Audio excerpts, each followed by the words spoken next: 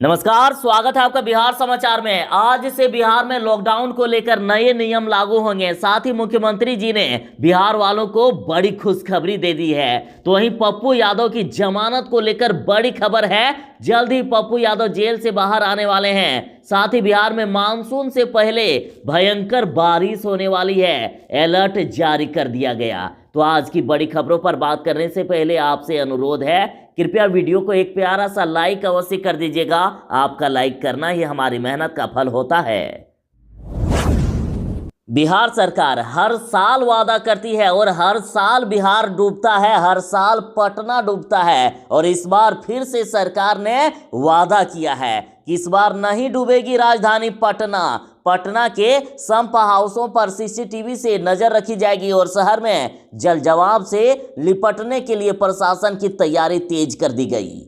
और सरकार के वादों पर इसलिए भी भरोसा नहीं जताया जा रहा है क्योंकि इस बार सिर्फ 2 दिन की ही बारिश में पटना डूबता हुआ नजर आया था और बिहार के कई जिले डूबते हुए नजर आए थे। और अब सरकार ने फिर से दावा किया है। अब देखना यह है कि सरकार इस दावे पर कितना खरा उतरती है।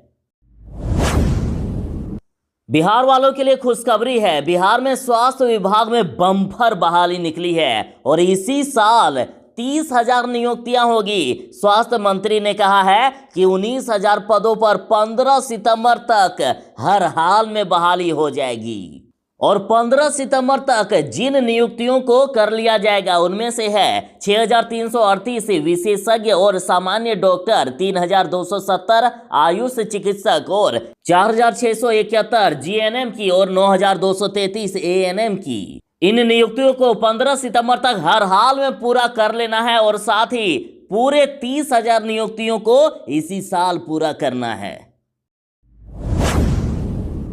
बिहार में 2 जून से लेकर 8 जून तक लॉकडाउन लगा दिया गया है और आज से बिहार में नए नियम लागू होंगे। आज से सभी दुकानों को अनलॉक कर दिया गया है। सुबह 6 बजे से लेकर दोपहर के 2 बजे के बीच सभी दुकानें खुलेगी। तो आखिर किस दिन कौन सी दुकानें खुलेगी आप ये भी जान ले। यदि बात करें पटना की तो देखिए, जो दुकानें हर दिन खुलेगी उनमें से है फल और सब्जी, मांस मछली, दूध, किराना की दुकान, अनाज मंडी, पीडीएस की दुकानें, उर्वरक, बीज, कीटनाशक के साथ कृषि यंत्रों से संबंधित दुकानें, पशु चारा की दुकान, पेट्रोल पंप, गैस एजेंसी सहित अन्य आवश्यक सेवाएं जो अब तक रोजाना खुलती आ रही है। तो वहीं आज यानी सोमवार, बुधवार और शुक्रवार को इन दुकानों को खोला जाएगा, जिनमें से है सैलून, पार्लर, फर्नीचर, स्टेशनरी, सौंदर्य प्रसाधन, पंखा, cooler, AC, mobile, computer, laptop, UPS, battery की दुकानें, ऑटोमोबाइल वर्कशॉप, मोटरसाइकिल की दुकान, गैराज, सर्विस सेंटर, मोटर वाहन, साइकिल की मरम्मत की दुकानें, वाहन प्रदूषण जांच केंद्र आदि। तो वहीं मंगलवार और गुरुवार और शनिवार को जिन दुकानों को खोला जाएगा उनमें से है सभी तरह की कपड़ा दुकान, बर्तन की दुकान, सोना चांदी की दुकान, खेल कूद सामग्री की दुकान, ड्राई क्लीनर्स की दुकान, जूता चप्पल की दुकान, निर्माण सामग्री की दुकानों के साथ साथ अन्य सभी दुकानें जो किसी भी सूची में शामिल नहीं हो। बिहार में फिर से भयंकर बारिश होने वाली है। बिहार में 12 या 13 जून को मानसून आने वाला है। मानसून आते ही पूरे बिहार में भयंकर बारिश हो सकती है। लेकिन बड़ी खबर तो यहां है कि बिहार में मानसून आने से पहले ही बदल गया है मौसम का मिजाज। राजधानी पटना सहित कई जिलों में आंधी और बारिश शुरू भी हो गई है। मौसम विभाग ने बारिश को लेकर पहले से ही अलर्ट जारी कर दिया है कि बिहार में मानसून आने में अभी 10 दिनों की देरी है। और जानकारी के मुताबिक उत्तर बिहार के मुजफ्फरपुर, पूर्वी चंपारण सहित कई जिलों में भारी बारिश शुरू हो गई है। और साथ ही राजधानी पटना, मुजफ्फरपुर, मोतिहारी, गोपालगंज, छपरा सहित अन्य कई जिलों में बारिश हो रही है। और यास तूफान में हुए 2 दिन की ही बारिश में बिहार में तबाही मच गई थी। सरकार के सारे दावों की पोल खुल गई थी। तो आखिर इस मानसून में बिहार का क्या होगा, लोग डर रहे हैं इसे सोचकर। पप्पू यादव की जमानत खारिज हो गई है। कोर्ट ने पप्पू यादव को जमानत नहीं दी है। तो इधर जाप कार्यकर्ता भड़क गए हैं। जाप नेता राजू दानवीर ने कहा है कि पप्पू यादव को एक सुनियोजित राजनीतिक साजिश के तहत जेल भेजा गया और अब उनकी जमानत में भी अड़ंगा लगाया जा रहा है ताकि सत्ताधारी दल और विपक्ष की नाकामियों की पोल ना खुले। उन्होंने कहा कि पप्पू यादव की रिहाई की आवाज अब क्रांति बन गई है। क्या देश क्या परदेश, हर ओर से बस एक ही आवाज रही है, जनता के सेवक पप्पू यादव को रिहा करना ही होगा।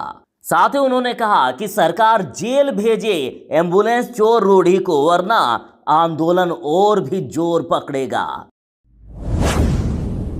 बड़ी खबर आ रही है कि सीबीएसई की 12वीं की परीक्षा कैंसिल हो गई है। सीबीएसई की 12वीं की परीक्षा रद्द कर दी गई और माननीय प्रधानमंत्री नरेंद्र मोदी की अध्यक्षता में हुई बैठक में यह फैसला लिया गया है। माननीय प्रधानमंत्री जी ने कहा है कि बच्चों की सुरक्षा और सेहत सर्वोपरि है और ऐसे माहौल में बच्चों को तनाव देना उचित नहीं है। पीएम ने कहा कि बच्चों की जान खतरे में नहीं डाल सकते हैं, अतः 12वीं की परीक्षा को रद्द कर दिया गया।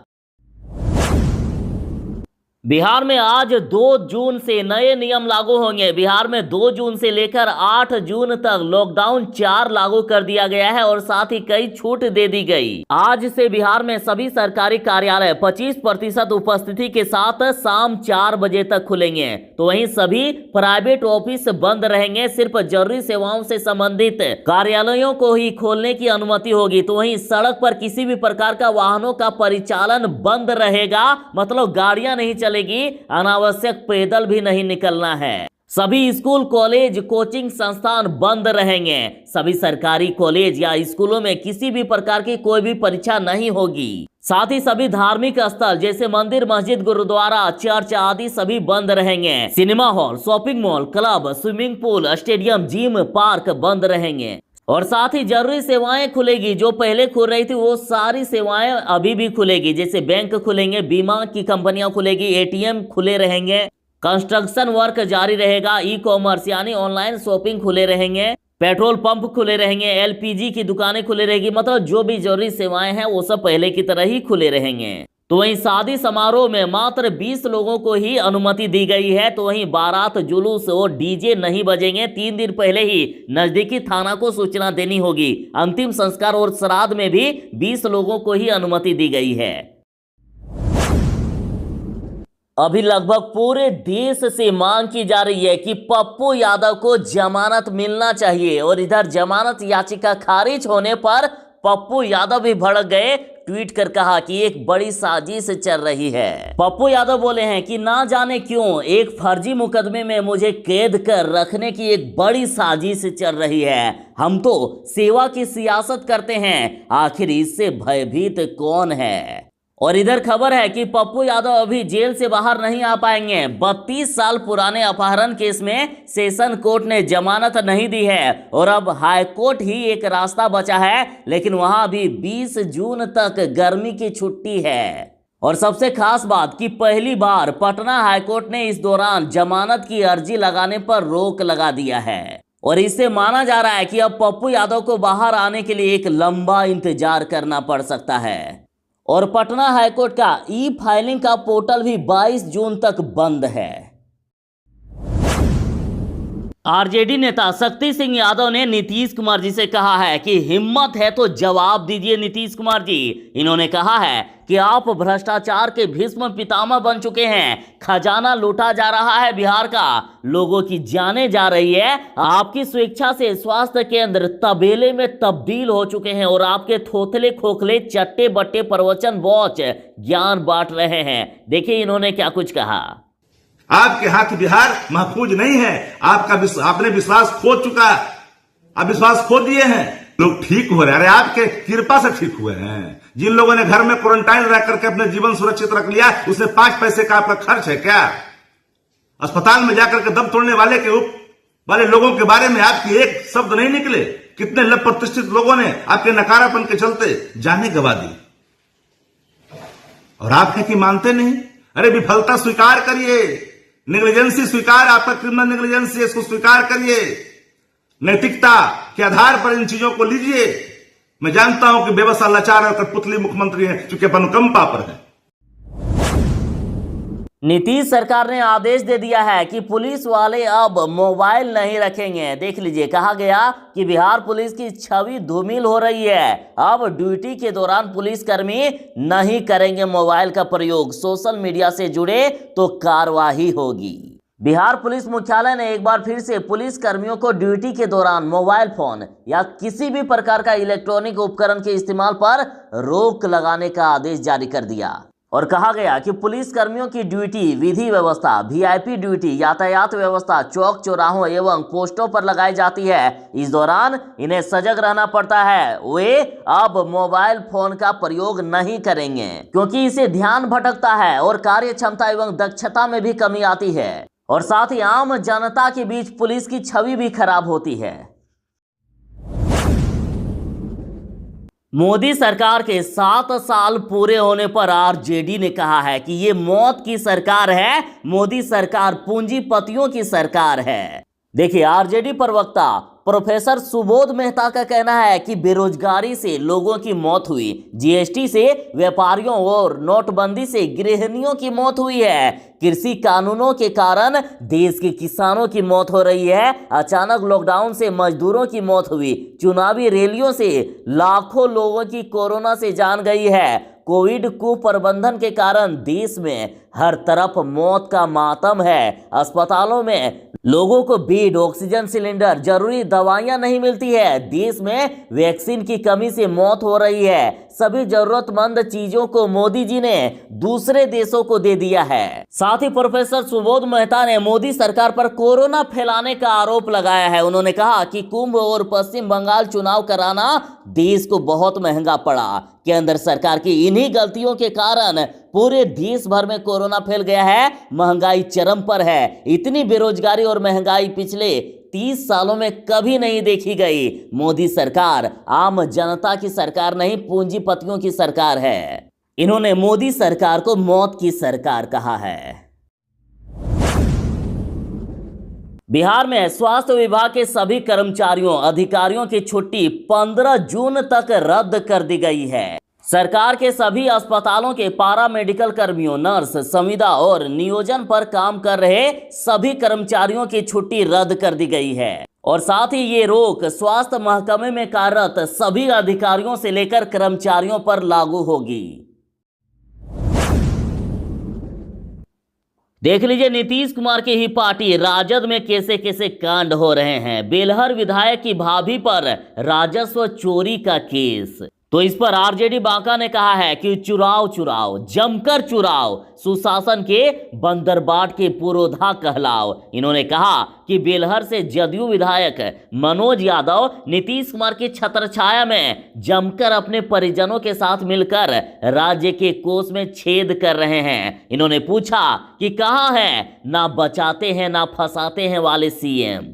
तो वहीं युवा राजद नेता विशाल यादव का कहना है कि नीतीश सरकार में नियम, कानून व कार्यवाही आम जनता और गरीबों के लिए होती है। जदयू विधायक या उनके रिश्तेदार कानून से ऊपर हैं। बिहार में चाहे शिक्षक बहाली हो या बीटीएससी जेई का रिजल्ट सरकार ने लटका करके रख दिए हैं। और इधर आरजेडी सीतामढ़ी का कहना है कि बिहार में हर परीक्षा में 8 चरण होती है, प्री, मेंस, इंटरव्यू, धरना, lathi charge, high court, supreme court, फिर सीबीआई जांच के बाद ही नियुक्तियां की जाएगी। और कहा गया कि पढ़ेगा युवा, लड़ेगा युवा, फिर बचेगा तो नौकरी करेगा युवा। मुख्यमंत्री नीतीश कुमार जी ने बड़ा ऐलान कर दिए हैं कि बिहार का एक भी गांव या टोला सड़क से वंचित नहीं रहेगा।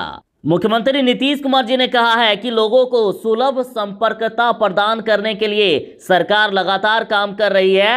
हर गांव और हर टोले को सड़क से जोड़ा जा रहा है। और मुख्यमंत्री जी ने पदाधिकारियों को निर्देश दे दिया है कि कोई भी गांव, टोला और बसावट सड़कों से वंचित ना रहे।